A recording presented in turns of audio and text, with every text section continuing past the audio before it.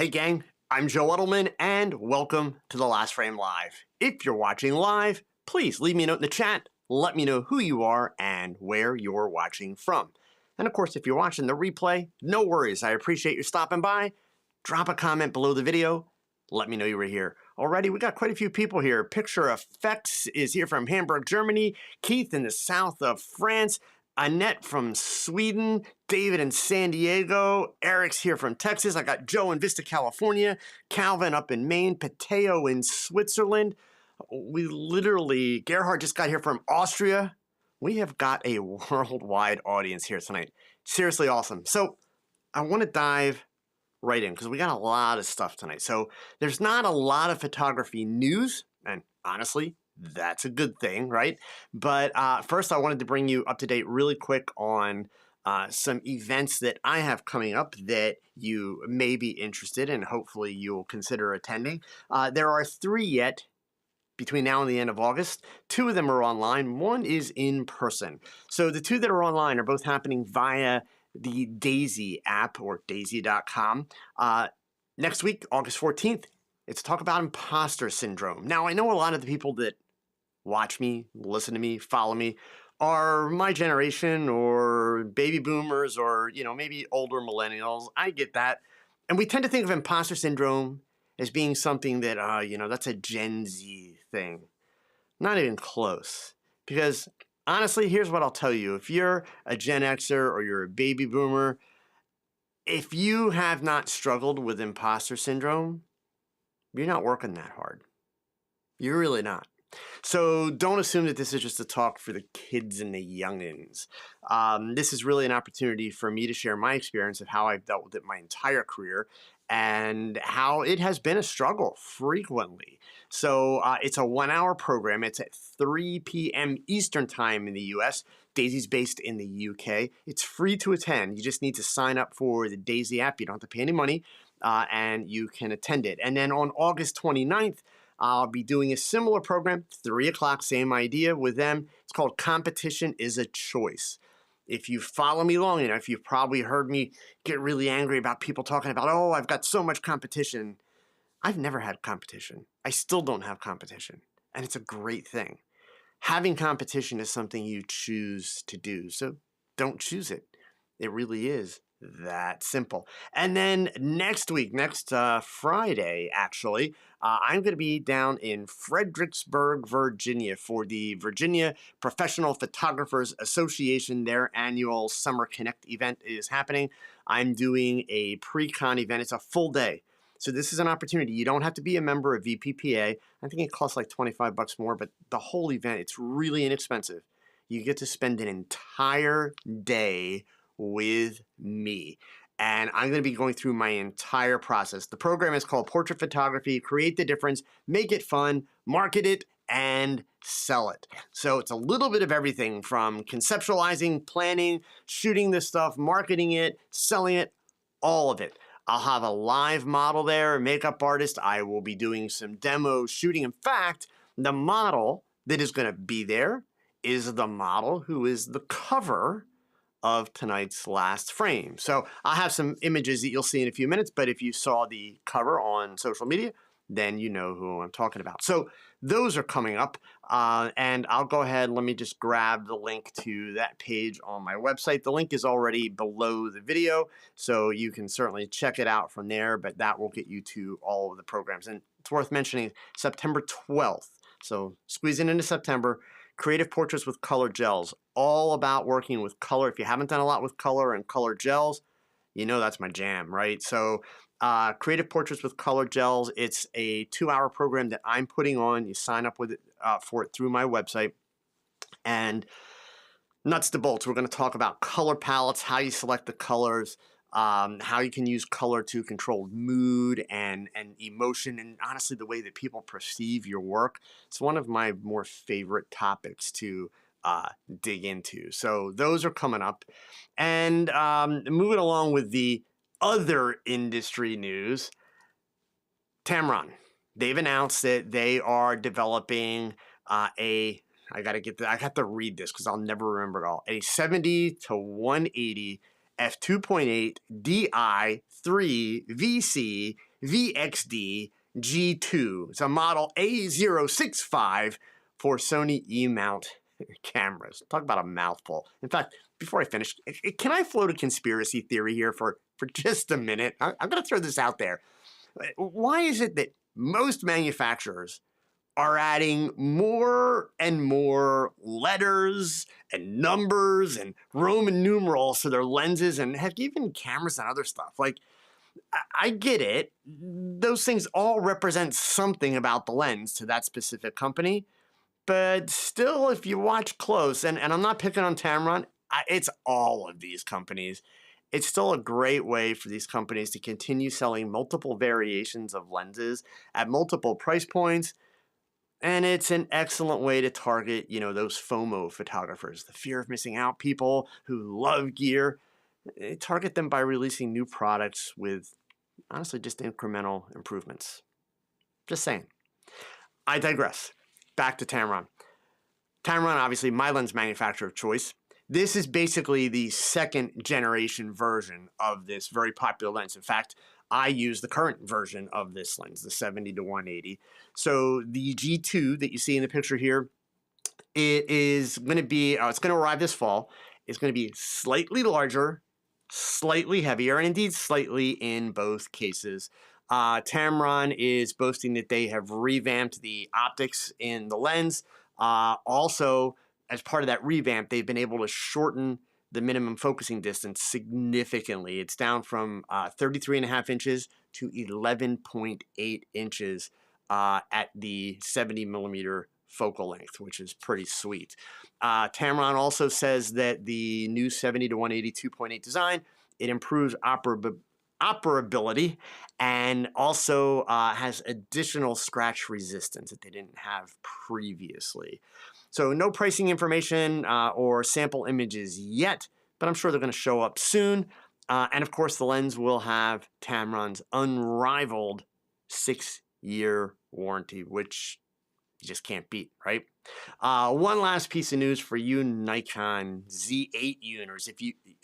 If you own a Nikon Z8, you need to be aware that Nikon has issued an advisory, and they're also offering free repairs to replace the strap lugs, which are apparently prone to breaking off the camera. Not cool, right?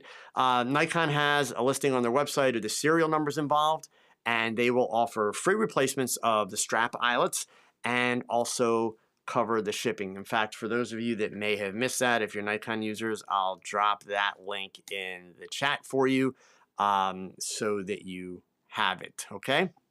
And just a quick reminder, all of you that are here, you are part of a growing global community of photographers in over 100 countries who tune in to watch The Last Frame every week.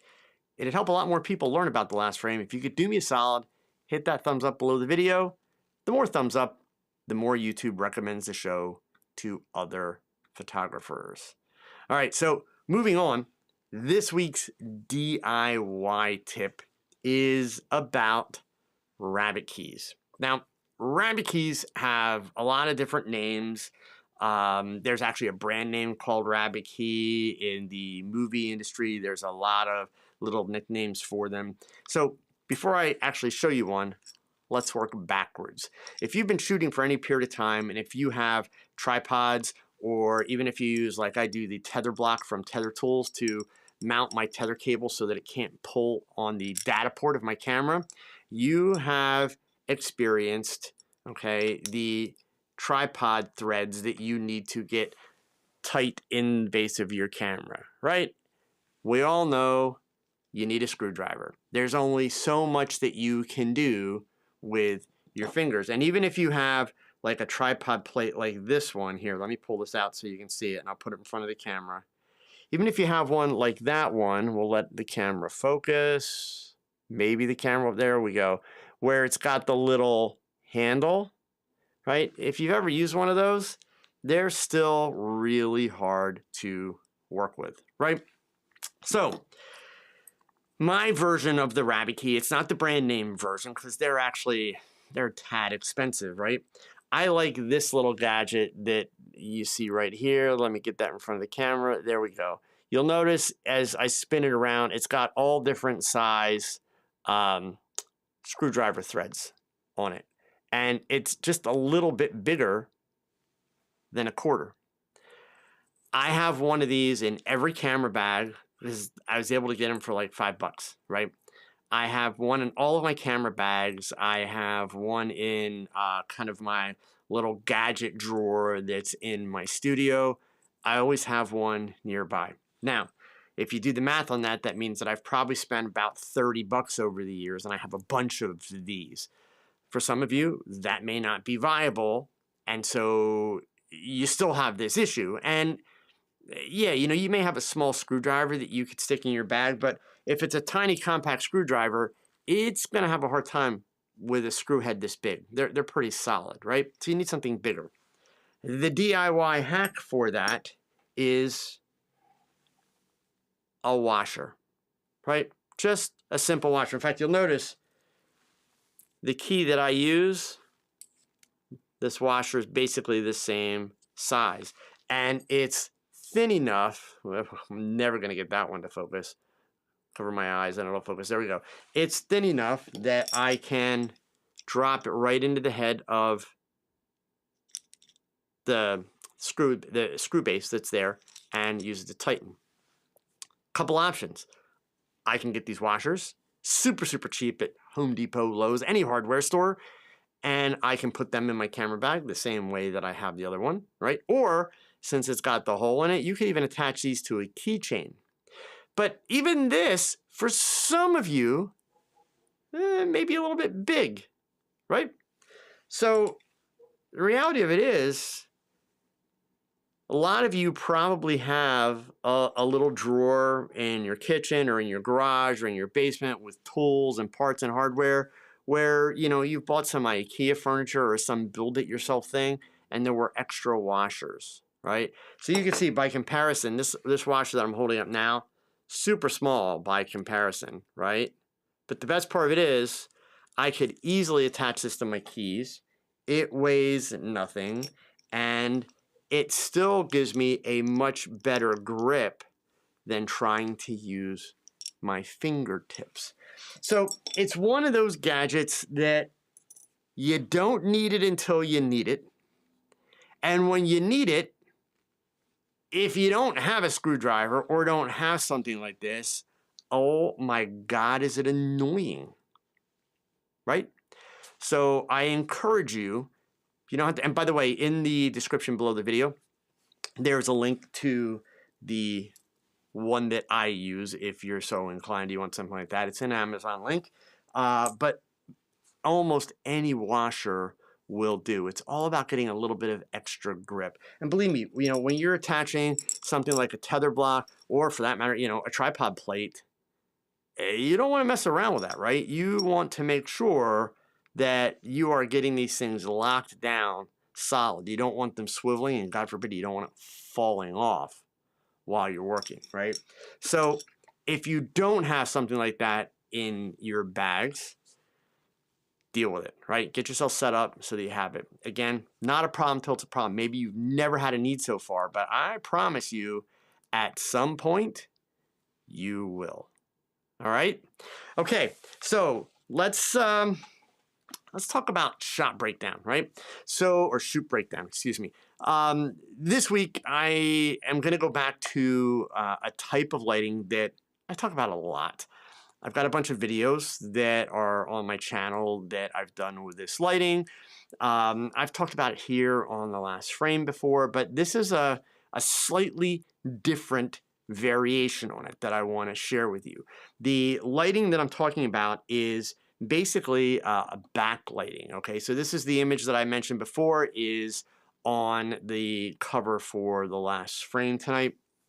For me, I won't lie, I just simply love this style of lighting. If I could use this effectively and creatively for like every picture I ever take, I'd be tempted. I know, I'd get bored after a while, but it's just, for me, it's a favorite. It's clean, it's simple, and it just really makes your subject pop. Not to mention, by the way, you can do things like I'm doing with this young lady's hair, and all the little strays and the frizz that occur just disappear because the backlighting obliterates those thin hairs, okay? But super soft, super even lighting. You don't get point catch lights in the eyes, which there's a lot of value to that, but if you're not going to have them like in this picture, that means you do have to really pay attention to great expressions and also to how you process the image because you want life in the eyes. Normally, catch lights are a big part of how we provide that, but this type of lighting kind of, takes that out of the equation. So I want to show you, well, you know what? I'll come back. I have two other images that I'll show you from this same shoot that I did with this young lady because as you've heard me talk about before, if you're going to pick out that camera, work the shot, right? There's always the possibility for additional ideas. But let me go ahead and switch over here and just kind of show you how I did this because I mentioned this one's a little different than the scenarios that I've shown in the past. So the key to this setup is literally all of the light is behind your subject, right? Period. Normally as photographers, we are taught that the light should be in front of your subject, right? Behind you, shining on your subject. So this is kind of a very counterintuitive thing. But I want you also to notice in this setup, and this is exactly how I did the picture that you're looking at, I've actually got this set up in the corner of my studio space, okay? And I'm using, in my case, my box bed, the big box that doubles as a wall and a bed, and I'm using that as a second wall. Now, I know for some of you, you may be thinking or asking, what the heck does it mean by a box bed? When I'm done, in the description below the video, when in the section for important stuff from tonight's show, you'll find two video links.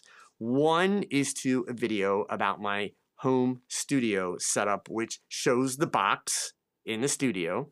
And then the second one is to an early talk chat, which was kind of a predecessor to the last frame, where I actually show the entire build for making one. And it's literally just a wooden platform is the best way to put it, but it's designed so that I can throw bedding over top of it and it becomes a bed if I'm shooting boudoir. Actually, I use it a lot for product photography. And also it stands up and I can use it as a wall.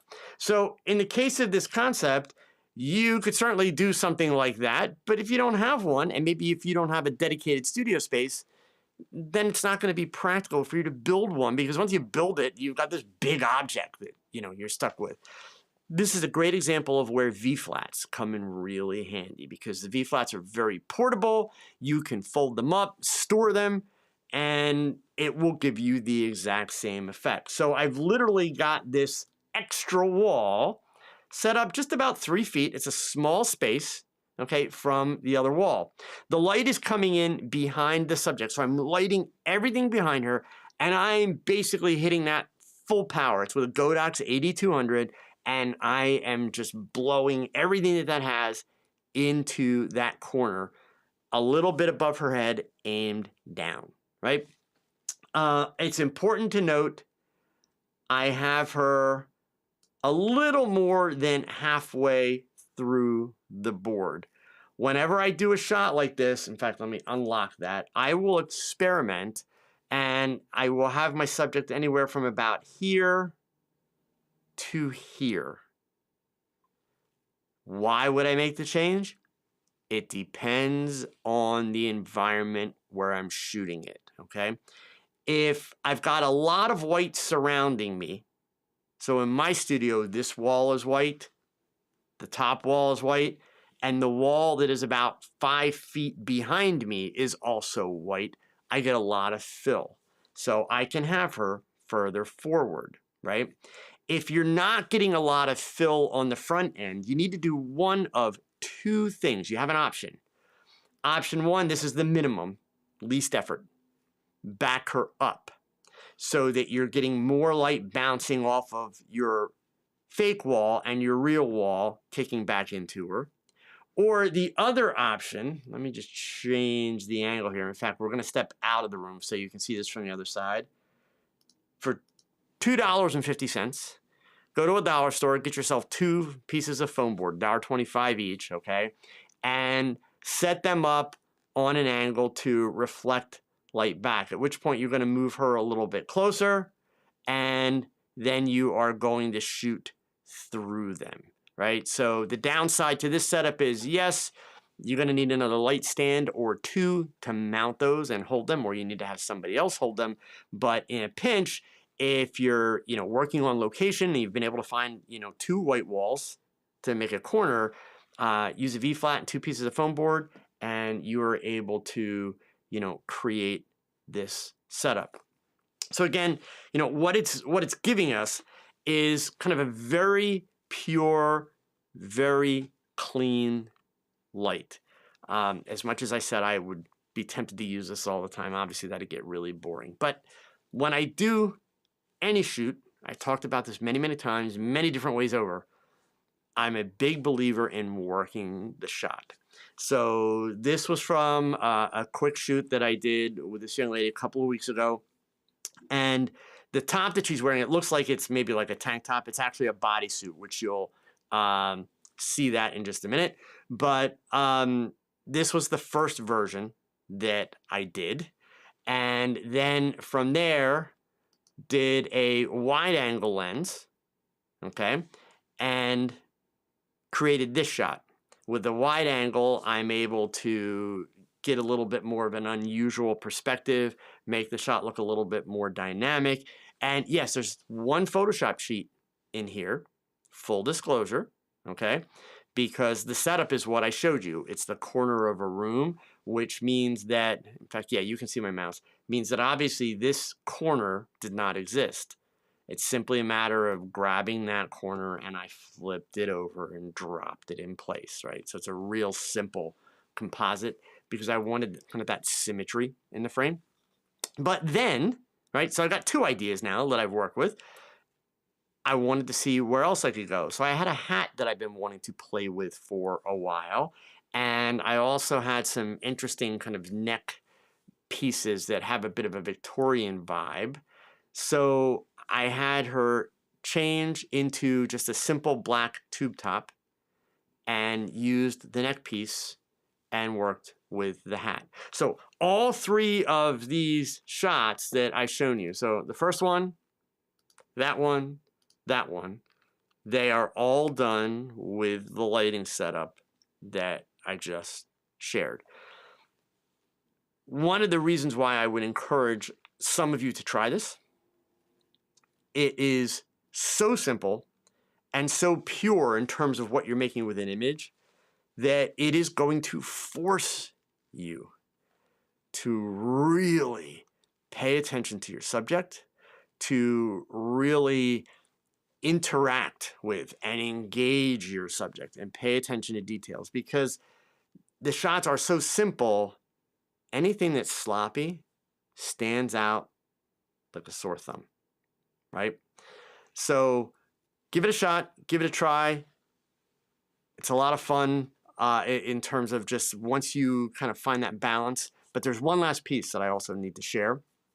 And I thought about actually setting Photoshop up to show you this, but I don't think I really need to do this. I can describe it. And it's not just a Photoshop thing. It would be regardless of whatever software you use. So it's going to work in Luminar Neo. It's going to work in Affinity, DxO Photolab. It'll work, heck, it'll work in GIMP. Yes, it works in Lightroom. All those options, right? When you bring your file, your raw file, shoot this in RAW. In fact, you really need to shoot this in RAW to make it work, okay? When you bring your RAW file into your computer and you open it up in whatever processing utility you use, it is going to look a little flat, low on contrast, obviously because all the light's coming from behind. So all you need to do is real super simple. Don't grab the contrast slider. No, in fact, you should all stop using the contrast slider, period. If you're using the contrast slider on a routine basis, you're doing it wrong. You really are. You're being lazy, okay? Contrast slider pushes the whites and the blacks the same amount in opposite directions. You lose control. The sliders that are highlights, shadows, whites, and blacks, that's where you get the real control in your contrast. And every one of those programs that I mentioned has those sliders, right? But all you need to do with this concept is just grab the black slider and pull it down until you have a nice clean black in whatever part of the image it should be. In this case, I've got my cleanest black through her eyelashes, and I'm really, really close to it here in the depths of the hair, right? So it's literally takes 2 seconds and poof, the processing is done. This lighting, by the way, is also extremely flattering to any skin flaws, anything like that. It's easy. It really is, okay? So definitely something for you to try out, but do remember that little piece in post-production. You need to grab that slider. Also, if you want to feel a little bit more comfortable with it and confident about your shots when you're shooting them, so remember, we're shooting in RAW, which means when you download your files and bring them into Lightroom or Bridge, they are suddenly going to turn, into color files, and then you'll need to convert them back to black and white and make that contrast adjustment. All that's fine. But when you're shooting in camera, my advice to you, if you want this black and white look, is set your color profile to black and white or monochrome. Some brands refer to it as black and white. Some brands refer to it as monochrome. Set it up to black and white or monochrome, whichever one it is. One more thing though. And by the way, every camera that every one of you has, digital camera, will do what I'm about to describe. You just need to go in and you need to find your setting for monochrome or for black and white. Once you get to that setting and you select it, arrow over one more time, and you will find the settings for sharpness and contrast. Take the contrast setting and go to a +2 or +3, whichever your camera will allow. Some cameras only allow you to go to +2. Then that's fine. Max it out at +2. Some cameras only allow you to go to +3. Max it out at +3. There are some cameras that will go above +3. Trust me, you don't want to go above +3. Max it at +3. Now remember, all this controls is the contrast in your EVF viewfinder and on your LCD monitor in the back of the camera. It's not actually changing the image. So why would we do that? For a couple of reasons. The image that you're going to see, in other words, the feedback that you get while you're taking the pictures, it is going to look like an awesome black and white image. Processed, ready to go. Which, by the way, is a great way to build confidence between you and your subject when you show them a preview. I guarantee you this kind of stuff gets a wow every time, okay? So boost that contrast. That way, basically what you're able to see is, hey, this is going to look really good. Or if there's another problem, you're able to see, wow, you know what? This lighting's not really working the way that I thought it would. I need to experiment with this a little bit more, or I need to work on it. So push that contrast up. That way, the image that you see on camera is going to look like a finished image, because that's basically doing what you're going to do by pulling that black slider down when you go in to post, okay? Cooley has a really good question here. If you use a front fill, would that mess it up? Probably. So let me be clear. Like I showed you the idea of using the reflectors in the front. In that setup with that kind of distance, it's not going to kick back tons of light. It's literally just giving you enough light to make that face even out and have a little pop to it, which is what you want. If you actually put a light in front, two things happen. One, you pick up a catch light. Catch lights aren't bad as long as it's well placed, not too big, etc. But two, you're probably, in most cases, going to wind up overpowering the face, and then actually you're lighting the face. The whole goal of this is we're not actually lighting the face, right? That's kind of the goal. So it's a completely counterintuitive way of approaching lighting a shot. And look, I don't get the credit for this. the credit for this, my inspiration for this concept, and I've talked about this many times. You can Google this man, and you've probably already seen these images that I'm about to reference. Even, if you may not be aware of them, when you go back and look at them, you'll be like, oh, yeah, okay. The photographer's name is a gentleman by the name of Bert Stern. Incredible photographer. If you follow my photo quotes that I post every day on social media, you've seen a few quotes by Bert Stern. But Bert Stern, among many of his great accomplishments, is the photographer who created the very famous selection of images of Marilyn Monroe that are referred to as the last sitting. Those images were taken in a hotel room with kind of a big patio door / patio window behind her and the bed that she was rolling around on. Completely backlit. No other lights in the room. He didn't shoot with flash. He didn't have any hot lights in the room. He just had a simple camera and a couple rolls of film, and that was the lighting. This was back in the film days, 1962, I believe these were taken, or early 63. So these images are grainy, especially since they're so backlit. There's kind of a rawness to them, but there's also a pureness to them that is just, honestly, it's amazing. And to me, that set of images of Marilyn Monroe stands out almost more than any other because, obviously, as with many celebrities, Marilyn Monroe had a very kind of manufactured look. Her look took a lot of work, okay? And nothing negative, just saying, look, that's what it is. These particular pictures, her makeup was from the day before. It was messy. Her hair from the day before, messy. There's nothing pretentious about them. There's nothing set up. It's a very raw and honest look. And the thing of it is she's every bit as beautiful and has every bit as much, if not more, charisma in these images by Bert Stern than she does in the images where she is that stereotypical blonde bombshell Marilyn Monroe. And so it's always been a favorite style of lighting for me, just because, again, it's very simple. I use it with subjects who, number one, are incredibly interesting, and subjects, number two, that I'm able to make a really good connection with in terms of the way they behave in front of the camera. So they need to be confident, they need to be comfortable. And I have used it with both men and women. It can work very effectively for both. It's all about, context and what are you trying to accomplish with the shot and the mood and everything that you're putting into it. Okay? All right. So that's our shoot breakdown. We did our DIY. We've got our news. It's time for the Q&A, and we're like pretty far ahead of schedule here. Wow. Like this is like the second week in a month now that I'm running ahead of schedule. So I did see one question back here from Cooley. I'm going to go back and grab that. And seriously, like, hey, I'm going to give you all a little bit of grief. So, you can let me down and just blow me off here, or step up and help yourselves, right? I've got a lot of you regulars that show up every week, and I love you for that. I appreciate you for that. But the Q&A and the questions have gotten less and less and less and less and less.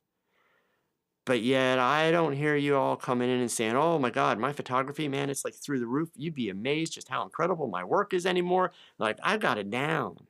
So that means one of two things. That means all you're either being like really lazy and not actually taking pictures in the first place. Instead, you're wasting your time on YouTube. And yes, I said wasting your time here on YouTube, okay? Or you're just not really thinking in terms of how can I improve my work and what are the struggles that I have and how do I do that? What's it going to take? So you're here. How can I help you? I'll even give you a pass for more generic things tonight. But tell me, what is it you're struggling with? What are the obstacles that you're running into right now with your photography to improve? Okay, so the one question that I did see from, let's see here. Whoops, I'm clicking on the wrong thing. Let me get to the right piece of software. There we go. Cooley asks, what's your opinion on software for studio management like 17 Hats? I think software for studio management is excellent. I think that buying it too early in the process is honestly foolish, maybe even stupid. Keeping it real, okay? I don't think that 17 Hats is necessarily the best. So let's break all that down.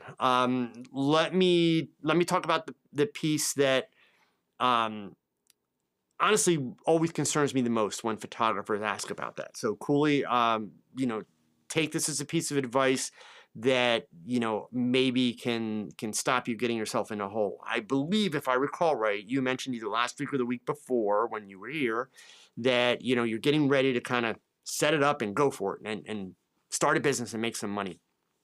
Promise me if that's the case. And by the way, if that's the case, good for you, man. Gutsy, go for it, okay? But make sure you're not putting the cart before the horse, which is the number one mistake that people make when they set up a photography business. And I'm going to take it a little bit more extreme, but believe me, this is the number one. And I just had this conversation 2 days ago with a photographer. They decide they want to make money with their camera, so what's the first thing they do? They get a logo and maybe a business card or then a website, right? All stuff that you don't need because nobody gives a damn about any of that stuff, right? So take this as a step further. You're a little bit more down the road with the thoughts about a CRM. And by the way, for those of you that don't understand what a CRM is, that's what 17 Hats is. Also, another very popular one in the photography space is Honeybook. CRMs are customer relationship managers. It's a piece of software, right? Online software. So it is a SaaS solution, okay? They work very, very well. And by the way, these allow you to manage scheduling, emails, and conversations back and forth with people. So it keeps everything organized for you. It allows you to do invoicing. They allow people to pay your invoices, right? So it's basically a business management tool. They're also not cheap, in part because the thought process is, well, okay, hey, you're starting a business. What's the goal of a business? To make money. So if you're pricing your business appropriately, and if you actually have some sense of what you're doing in a business plan, then you're going to make enough money that it will justify the cost of the CRM. In a perfect world, that's how it works. Most photographers do not start their businesses in a perfect world. I've told my story many times. I had a car almost repossessed, and if it hadn't been for the loan officer that was standing by the car with a clipboard and the paperwork to repossess it, this was in the 1980s, right? So the loan officers actually had to go to do the repossession.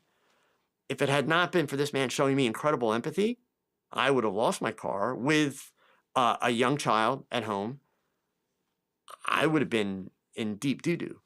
But this guy showed me empathy and taught me how to run a business and saved my butt. And I wound up with an extremely successful portrait and wedding studio. So the warning that I give you, Cooley, is make sure you're at a point where you need that CRM. Meaning, are you already dealing with clients and finding that you're having a hard time keeping things organized? Are you already dealing with clients and wishing that you could just send them a link to schedule an appointment or a consultation with you, and instead of you having to go back and forth with emails? Are you already dealing with clients and having to create your invoices like in Microsoft Word or Google Docs, and then having them send you a check in the mail when it would be so much easier and faster for you if you could do an electronic invoice and they would pay it online and it'd go right to your bank account? If you're at that point where you're already doing these things, just, oh my God, this is annoying, then start looking at a CRM, okay? But I'm still gonna give you one more suggestion. And if you're not at that point, then you don't need a CRM yet. Don't get the CRM to prepare for your business. And part of the reason why is that Honeybook and 17 Hats have been around for quite a while. They're very well defined. So the challenge of it is to use them and use them well. there's only so much customization that you can do. So they're going to kind of force you into, this is how you're going to run your business. If you're like me, which hopefully you're not, but I'm OCD about things, right? I find that the way some of those work, it's honestly not efficient and convenient. It's a lot more efficient than doing it all manually. Absolutely.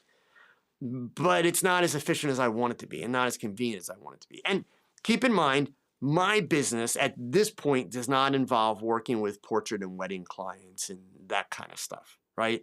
So they don't ideally fit me. But I'm going to share a website with you. In fact, here, bear with me one sec because I was not prepared for this one. Let's see here. All right, so the website that I am going to tell you guys about, it's called appsumo.com. Now, I don't make any money from this whatsoever. Let me explain what this is, okay? Because there's a warning I have to give you here, because I don't want you coming back later and saying, hey, all right? AppSumo has become a launch pad. They're based out of Austin, Texas. They've become a launch pad for companies, new companies, that are starting these new pieces of software called SaaS solutions, right? Here's what's cool about it. So you, as a customer, can go on here and you could find a CRM, and I'll show you how to do that in a moment. You could find a CRM, and I don't know if they have any at the moment because they don't always have stuff available. But the CRM is going to be very new, brand new. Maybe based in the United States, maybe based in the Philippines, maybe based in India, maybe based in Scotland. I've actually bought pieces from all around the world. That's not a problem. But you can purchase for anywhere from like $29 to $100 complete access to that software forever. They're called lifetime deals. These programs are at a point where they need users, lots of users to start using and banging on that software and finding where all the kinks are, right? Figuring out what new features it needs, figuring out what makes sense, etc. My Tog Knowledge community that I operate, I found the software through this company, right? Community-based software can run a minimum of $70 a month up to several $100s a month. I paid $49 once, and it's a brilliant piece of software. I pay no more money for it for life. Now, there's a risk. All these companies are brand new. They have big dreams. 99.9% of them are working extremely hard, but every now and then, one fails. When it fails, you're out your $29 to $99. I've been finding software solutions through this company for probably going on about 6 years now. I'm a big believer in anything that I'm going to have to do more than once. I want to find ways to automate it, simplify it, streamline it. I've only had one company go belly up out of probably about 30, 35 different companies that I've selected. There have been a few companies where I bought their product. Their product was great. A year down the road, 2 years down the road, another company came along with a similar product, but it was way better, like in a way that I had never imagined. And I bought that second one. So I no longer use the first one. But still, even if I put the two together at $200,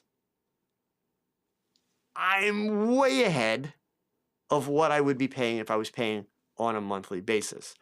So if you go to AppSumo, search products right at the top, you're just going to type in CRM, right? And it's going to bring back for you all the CRMs that they have going right now. Now, just because it says CRM, it doesn't mean it's like 17 Hats or like Honeybook. So you do have to do some reading. You do have to compare features. You can pull up the 17 Hats website and the Honeybook website, and you can see all the features, right? And like I can tell you right out of the box, like Clay is a CRM, but that's not like 17 Hats. I'm familiar with it. I don't use it. That's not like 17 Hats or Honeybook. It's not going to help you at all for what we're talking about here. But this SamDoc, just based on the immediate description, sounds like it would be a good possibility. It's got 267 really good reviews. Tacos, instead of like thumbs up, right, or stars. So it's like, got like 4+ tacos. So you would want to come in and you would want to check it out. Let me give you one more tip about using this. Almost all of these websites that you're going to find on here, they offer free trials. So before you buy, you could go out to SamDoc's website and you could set up a free trial. In fact, here, we'll go ahead and we'll click and go to their website. And let's see. Yeah, so you can get a 14-day free trial. But here's the catch. There's a catch. Simple catch. You're going to need 2 email addresses. Okay? Most of the time, if you use one email address to sign up for the free trial, to test it out, when you go back to AppSumo to buy it, they're going to tell you that the AppSumo deal is not available for existing customers. So you won't be able to set it up with the same email address you've already used. So you're going to use a second email address and then just go cancel the first one that you did the free trial on. So also it goes without saying with the free trials, don't set up your whole business like, okay, I'm ready to go. Okay, you make sure you've done your AppSumo piece. But in the case of this program, and again, we're not going to go through the whole thing, but just to get the important stuff, for $99 once, right? You can have up to 1,000 people, 500 organizations, 1,000 leads, storage, unlimited requests. So it's actually a pretty impressive setup. Ties in with Zapier, does two-way syncing with your email, so your email shows up in it. So that's a resource for you to find alternatives. But sincerely, and by the way, feel free to try the free demos for 17 Hats and Honeybook, right? Again, they're both good programs, but I find them not to be as customizable as would be ideal. So, part of your challenge in setting up a business as a photographer is this isn't just for your photography, but your whole business. You don't want to be exactly the same as everybody else, right? So in the course of you setting up something unique, sometimes you're going to find that you're creating friction with those programs to try and use them because they're set up for all the other people. They're doing all the same thing, and you don't want to be that photographer, right? So yes, try them out, look into it, but don't jump in until you are really at a point where you need it, okay? All right, let's see here. We got some other questions. Yay, questions coming in. From Spinning Wheel, Joe, this type of lighting, is it what some photographers call high fashion lighting? Actually, no. And now look, when it comes to labels like that, just to be clear, a lot of those labels get kind of like, used and abused and reused in all different ways. Generally, the high fashion look that you're talking about is going to have a key light that's not behind the subject, right? It's going to have front lighting. It's going to be very high key, right? So it's going to be, bright, hot, white background, but there's going to be a front light, a key light. So the lighting is actually very crisp. This light, it's a very, very soft light. And the reason why I'm saying no also to the high fashion, the word fashion, that indicates that we're selling clothing or showing off clothing. Given that this is backlit, even though you're exposing for the light that's kind of, drifting through, it's not going to give you a lot of detail for clothing. It's great for faces because it's very forgiving. It's very soft, almost ethereal, right? But for clothing in that, it's important to show the detail, show some depth and shadows in the clothing. So that's another reason why you're not going to see this in a lot of fashion work. Okay? All right. Cooley, you would be a blast to hang out with for a week. Not everybody thinks that way, but thank you. I appreciate that. TC, thank you. You're such a good teacher. We don't need any more info. You cover it thoroughly. I appreciate that too. All right. Canadian Source Rex, Mike. Question about doing, actually, let me read it from down here. Doing a mass photo shoot like today, about 100 people. Is there any easy way to sort them? Like maybe have a dry erase board with their name on in one shot and then do the photos and repeat? Sure. There's lots of different ways to do that, Mike. It's going to depend on it's going to depend on really lots of things. How fast are these people coming through the step and repeat? We're going to take pictures. What do you have to do with the images afterwards? How fast do you have to do it? All that kind of stuff. I mean, there's loads of software now that, will allow to do that. If you're tethering your camera, and you have an assistant, which for anything that you're going to do like that, you should have an assistant with you. And this doesn't need to be a highly qualified, high paid assistant. This could be like a kid, college kid, friend, whatever. But if you have a person sitting at the laptop, as the images come in, they can even rename it with the person's last name, right? So you can essentially take the picture and, basically instruct the people, okay, get in front of the camera, we're going to take your picture, and then step over here to the table, and then that person's going to ask for the name, and they're just going to rename the file. Boom, right? Or type it into the metadata in the file. So actually, there's lots of ways that you could do it.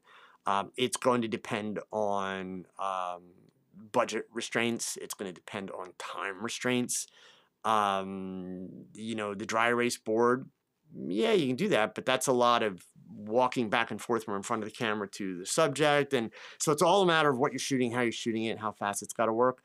I'm a big believer. So I have a wife who's a college professor. I talk about her all the time, love her dearly, but she's kind of that classic college professor. She's not big on tech.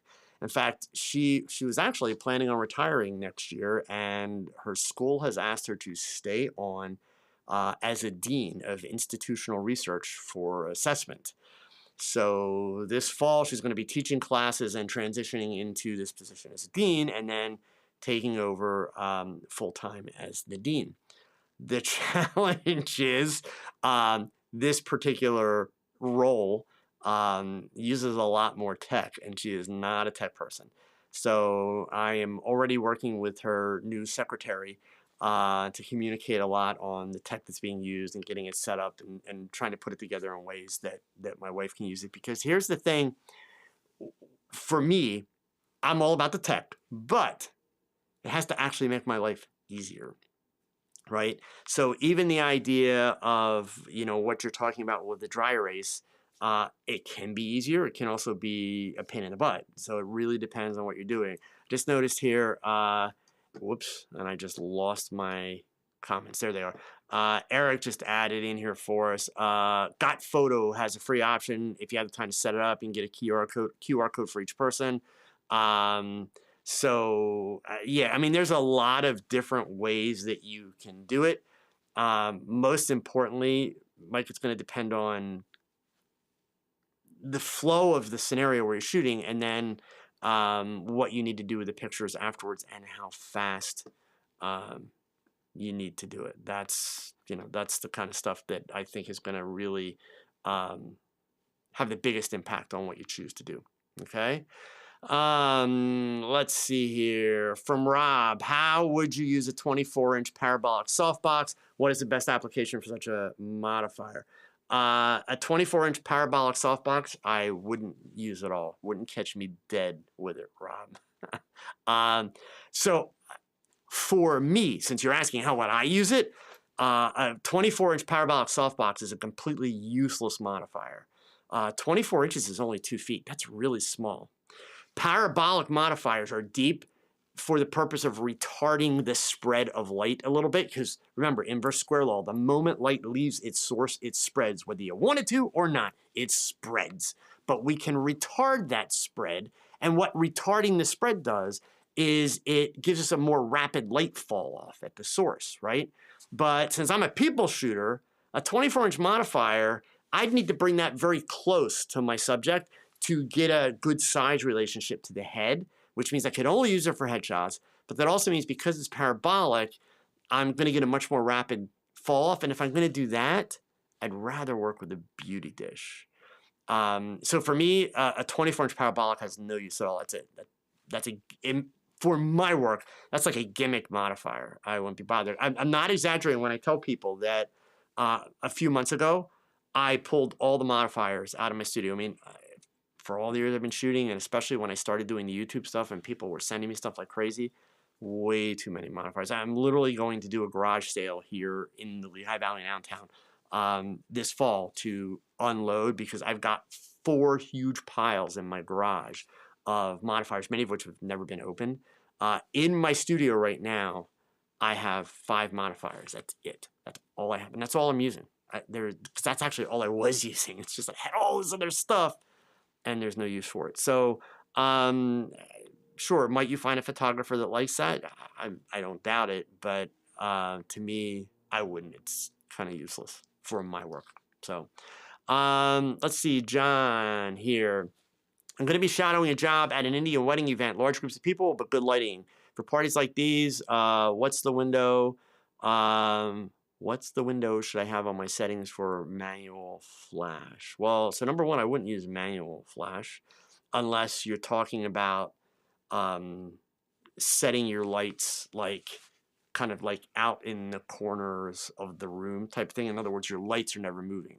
But if you're talking about like a speedlight type flash that you're going to mount either on camera or just off camera, where it's going to go with you, that is not a manual flash situation. That's very much an automatic or TTL situation, where you want the camera and the flash to be helping you in that regard. So yeah, so he's mentioning here it's an on-camera speedlight. So yeah, so in that case, nothing manual. You're working with automatic. The real challenge that you have, John, is if you use that as direct flash. In other words, the flash is aimed right at your subject. You're going to get pretty harsh light, really rapid light fall off. You're going to get shadows, and the backgrounds are going to go black, which is just boring because Indian weddings, especially, are all about color, right? So much color and detail in that color. So you don't want all that stuff going dark. Plus, most weddings today, even a lot of Indian weddings, at the receptions especially, they're bringing in DJs who have lots of colored lights and LED lights. So the rooms, when we walk in with our eyes, we're seeing all this brilliant color and detail and everything. You need to get that in your pictures. So my advice to you is, if the ceiling is not too high, so let's say if it's like 20 feet or less, it's probably going to be a white ceiling. Most venues, not all. I would use that on-camera speedlight as bounce flash, right? And then what you're doing, and you're going to be on auto, even TTL, you're really kind of using it as a fill. When you have the flash aimed up, you want to make sure you have the little fill card popped up in the back. If your speedlight doesn't have a fill card, you can literally use a 3x5 card or piece of white paper and tape it. Doesn't have to be fancy. So you want the light to bounce up. A little bit of light's going to reflect forward. That's going to give you a little bit of fill in the subject's face.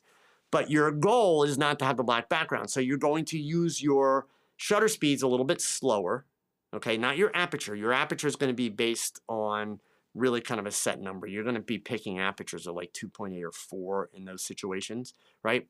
But you're going to be using a slower shutter speed to be able to balance the flash and the ambient light. The ambient light in the background doesn't have to be as bright as the flash, but it also doesn't, you don't want it to be pitch black, right? I would honestly, that would be the approach that I would take. Certainly if the ceiling's too high and you can't do bounce, then you're gonna have to do direct flash with it. And then it's the same thing, but just more of a challenge.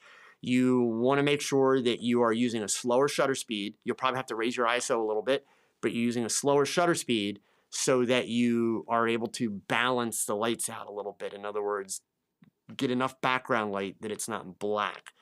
The challenge when you do that is you need to be steady with the camera because of the ambient light, right? So you might want to work with a monopod if you're not particularly steady, but if you have people doing a lot of fast movement, that could be challenging. What you might want to do, John, is Google or on YouTube, search for shutter drag and weddings. So do shutter drags plus wedding, and then do also bounce flash plus weddings. You will find lots of people talking about how they do those two things. Okay. Let's see here. What else do we got? I saw a couple other things. Dance to Jam question. If it bends, bend it. I'm sure you have a video or more on this. Advice for new portrait photographer. How to get started with instructions to pose. My ballroom coach was known as Arm Lady. Yeah, I don't have a specific video on if it bends, bend it, but I've talked about that. The first thing is, honestly, don't pose. Pose is a 4-letter word. Remember what your mama taught you. Don't use 4-letter words. And you're also kind of mixing some metaphors here. So just to try and get clarification, and maybe we carry this one in the next week. How much posing you're going to do for a portrait, right? Because you know how I pose people for a portrait? I have them sit on a stool and just look at me. And then maybe at most, I'll do a little turn. And the only posy thing I'm going to do if I do the turn, I don't want the person to break their neck. So I'm going to have them tilt their head forward slightly so that I get a nice little slope, but I don't want it broken, right? So don't overthink the posing thing. If it bends, bend it is a line that I use a lot. That's for full-length pictures, working with models, that kind of stuff, okay? So, Cooley mentioned rear sync would be cool. Yeah, Cooley, rear sync would be cool, but there's a very specific reason I didn't bring it up for John, because he's clearly never tried this stuff before. So remember the motto, kiss it, right? Keep it super simple. Yeah, I mean, if he wanted the blurry backgrounds and the streaks of light and all that kind of stuff, rear sync would be the way to go. But no, I wouldn't for a wedding. Weddings, it sounds like this is potentially the first time John's shooting a wedding. That in and of itself is an experiment, right? Weddings are not the time to be experimenting.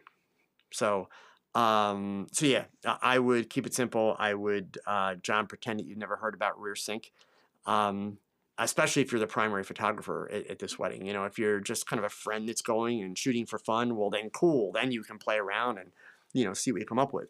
But if there's an expectation that you're recording good images from this wedding, keep it super simple. Focus less on creativity. Focus much more on the content, the emotions of what's happening, the activity, the personality of the people in the pictures. Make sure it looks like they're having fun. It's an incredible day. That's what wedding pictures are about. Wedding pictures aren't really about how amazing is the photographer. Yes, there are people that spend a lot of money for, those kinds of fancy images, but it doesn't sound like that's what you're being tasked with doing. So focus on the real meaning of the day and the emotion and the personality. And yes, your pictures should be clean. They should be well composed, properly exposed, but that's not the time to be experimenting, okay? So be careful with that. All right, gang, we are out of time, and shocker, that's what I get for bragging that I was like running ahead of schedule. I'm late. First of all, thank you all for watching, and I do hope that you found some value in what I shared with you tonight.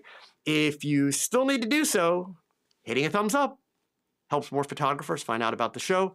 And remember, you don't get back the days that you waste. So please go pick up that camera and shoot something, because your best shot, it's your next shot.